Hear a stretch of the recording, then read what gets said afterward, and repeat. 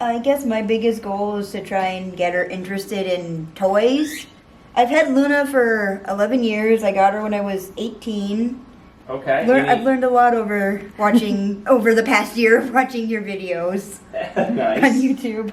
So a little toy training possibly. This is a big And have you taught her targeting? Yes. Okay, she cool. does know how to target train. Cool. That'll help us then Yep. today.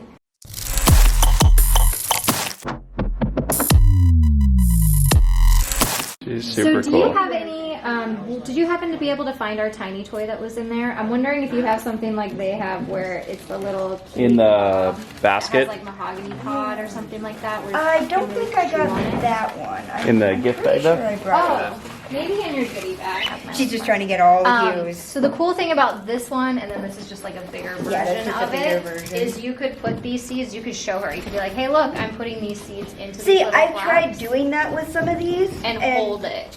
So Okay, like and you would hold need it. to pull a flap out, right? So you need to like And I did mess bring with it and be bigger like, treats too. here's what we're gonna She would do. eat. So just make it really exaggerated. So like pull these. And be like, here, I'm putting it here, and then hold it, and she'd pull it out of there. So then the training is like her getting it out of there. Does that make sense? So she would watch you do that, and then eventually you would have her like pull it out. Okay. Oh, so she didn't even see it, but she was just picking at it because she knows that that's a behavior. Yeah, I should have clicked sooner. So just remember where your clicker timing is. Yeah. Here. She's still eating. Just keep in mind to wait in between reps. Nice. Yeah, she hasn't even noticed the treat I know, yet. it's really funny. There's no food. Still, See it? There's food outside. Can I get one more thing? she was still eating a little bit. Sure. She's trying to step up on it. And we can try this one too, where like this is the mahogany and stuff, where she can really break that. So Hey, we no, might want to don't nibble me.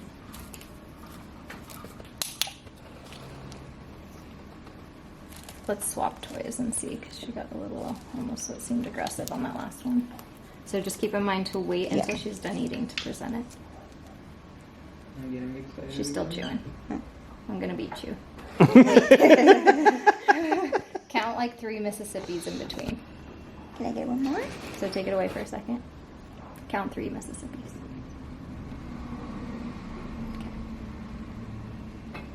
Oh, we losing interest now? That one looks different. Yeah, can you remind her of the treat? Hey. You see the treat? Can you get you nibble? Yeah, you see, you know the treat's there. She's try going back. Oh, When in doubt, get her closer with the target stick. Yeah, I know. yeah, good job. Good. That was a great transition. How you worked through that was fantastic.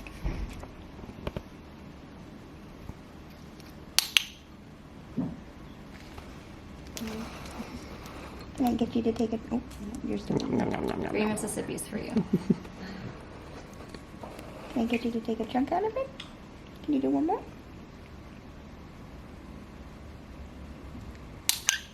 Good.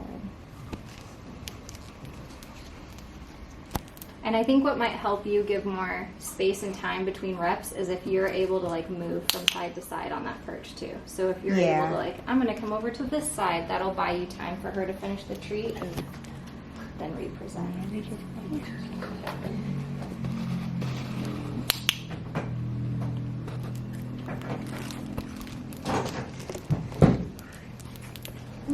Yeah, I have to hide my hand behind my back, otherwise she tries to fly to me.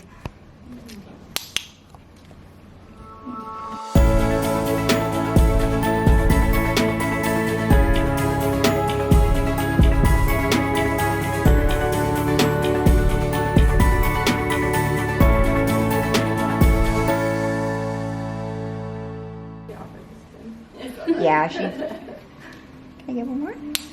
That'd be up there. Yeah, I think we should Yeah. do it right. Yeah, I can tell she's getting a little full, but. You could probably ask her job. like 2 behaviors that she wants to do that she likes doing a little bit more, like the spin or step up or whatever you want to do. And Spin. it knows. Luna, come. Good job. So what we want to highlight from that is when you're working on a new behavior that's really pushing the bird's kind of mental and or physical abilities, is that we want to build in the middle as much as we can and then bookend with something really easy that's already a confident trick that they do, whether it's a spin or in that case flying to you and then stationing back. And it helps set them up for success long term so they don't think that they always have to end on this really hard note, and every time they end it's going to be harder than the last time and they have to work through things and overthink things. Basically we're getting them to that point, but then they know that once they get something easy, then the training session winds down.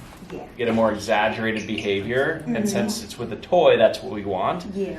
So we start with just getting clicking for what we're getting, which is essentially targeting the toy, but then we want to build that little bit of frustration so they destroy it. Yeah, basically it leads to them exaggerating the behavior. Yeah. Until they eventually learn, like, oh, if I start taking big chunks out of this, not only is it Yes. fun for me, I get rewarded for it. Yeah, and sometimes you compare the sound of like the crunch or the crack with, okay, that's the new expectation. That's what I did with JINX, my blue thread macaw. As soon as he cracked into wood, I'm like, that's the new thing that I want. And he was like, huh, so he wouldn't get a click until I heard that crack. You set yourself up for success. Yeah. Okay, so what do you intend to do in the session? I'm hoping to get her more willing to chew on toys, or at least to associate them as, oh, it's fun to destroy this. Okay. And because they're meant to destroy things, which is why I tried getting like a lot of natural and toys that she can destroy. And at home I have like this, it's like a woven seagrass net, and one of the things I tried doing is I tried getting her to forage, and I think maybe that was a mistake that I did, where I would just like stick whole sprigs of millet inside of it, and she would have to like chew around the rope in order to get the millet. Okay. And I haven't done that recently, and yeah, I tried getting it so where she would at least forage for her food. So based on the last session, where do we leave off and where do we want it to go from there? I'm hoping that she would be willing to like take a chunk off the toy. Okay. But So she was getting like one and then maybe two, maybe three bites at the toy. So let's see if we can kind of start maybe with like 2 bites and then get up to like 3, 4, maybe 5 bites at the toy. yeah.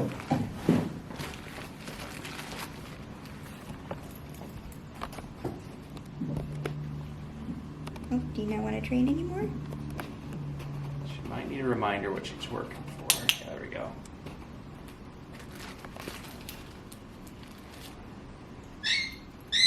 Remember, she's still eating. Your Mississippis. Remember your Mississippis. Yep, that's good. We're in Minnesota. Okay, you could say Minnesota. I did notice in the parent-friendly video, you said Mississippi's and you said thousands. You get another bite? There you go. Here we go. So 2 to 3 seems to be the limit right now. You get one more? Here, no, 3, 4.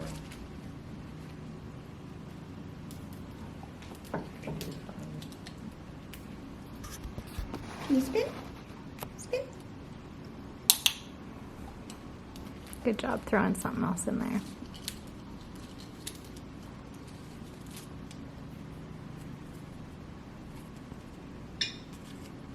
You get one more? That's good. Yeah, that looked way better. Mm-hmm.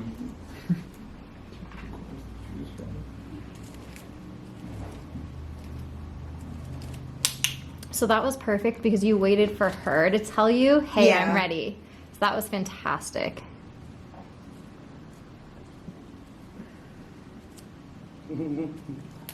Oh, There we go. What did we just get? Yeah, We you're got gonna a get more. chunk. You're gonna get jackpot for that, because you took a piece off.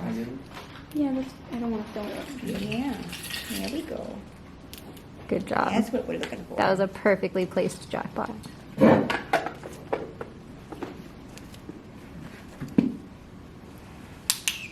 Good.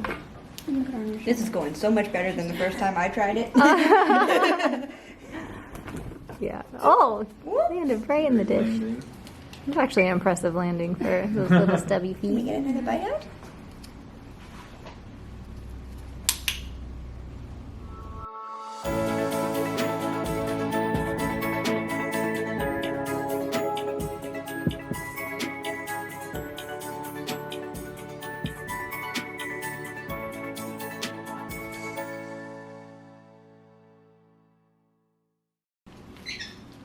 pause it here. I think I would stop too. I Yeah. had the feeling as well. Yeah, it's been like, as you're going, I'm like, stop it, stop it, stop. All right, yeah, right there. Yeah. But Luna's So great. training session wise, obviously, you've got a pretty good feel on it, I think, but you want to make sure that you end with a bird still really wanting to do it. Yeah. Versus Which is why I losing usually try to limit it to about usually like the 5-minute mark. Yep. Sometimes, like if it's in the morning, I try to train her before I feed her breakfast because that's when she's like most excited for food, and she can she'll keep going until she's full. Yeah. Basically, even though I know that's not the best way to keep her Yeah. entertained or interested. No, but that looked great. That Yeah, was great. The I'm- fact that we got a chunk, I'm like, yes, and Yeah. more than Multiple one time. times, yeah. Yeah, she Yeah. took a couple small chunks out of it, but yeah, before she wouldn't even be interested in touching a toy, and Yeah.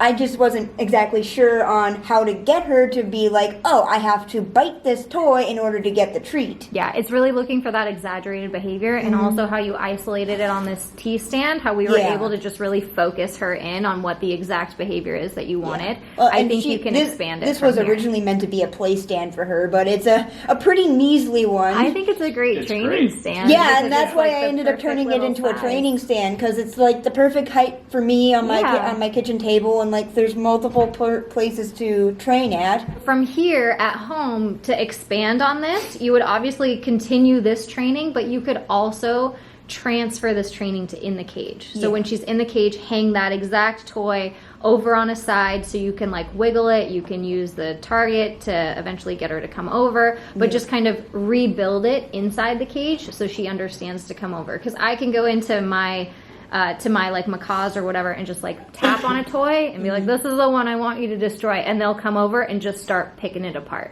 Yeah. And I do that with all of my birds every so often if I notice not a lot of destruction around here. Yeah.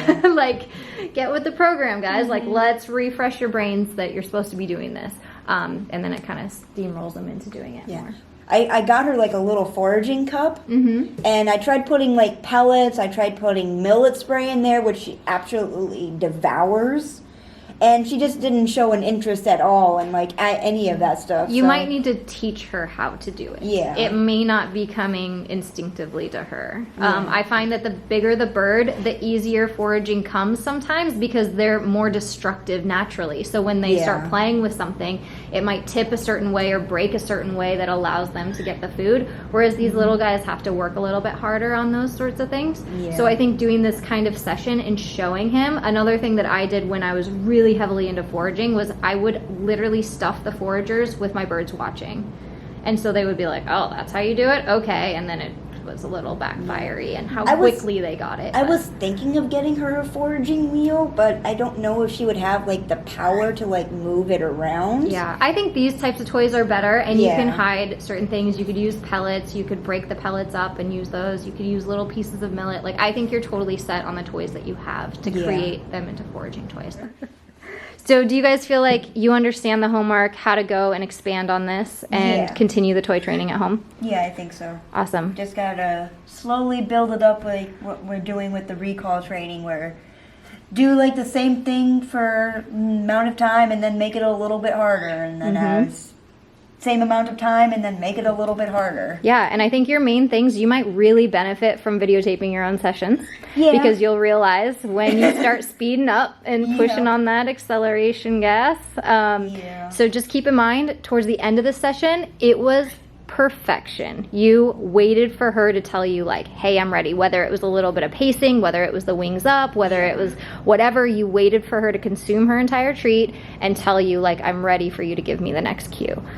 It looked amazing, and I think just based off what I've already seen you train her, just from watching her free videos on YouTube, that you're more than capable to go home with this and just take it to town. I think you're gonna do amazing. It's nice having with the diet conversion. It's just that played a big part, because I know if I give her too many treats, she'll refuse to eat her pellets. So Yeah. it's just I know that's why the treats are just they're always going to be at a 10, because she was so used to having seeds, and now they're not a part of her diet anymore. So Yeah, makes it high value. it makes it high value. A huge thanks to Snake Discovery for hosting our masterclasses this weekend. If you haven't checked them out already, we will leave a link in the video description. This is Doug.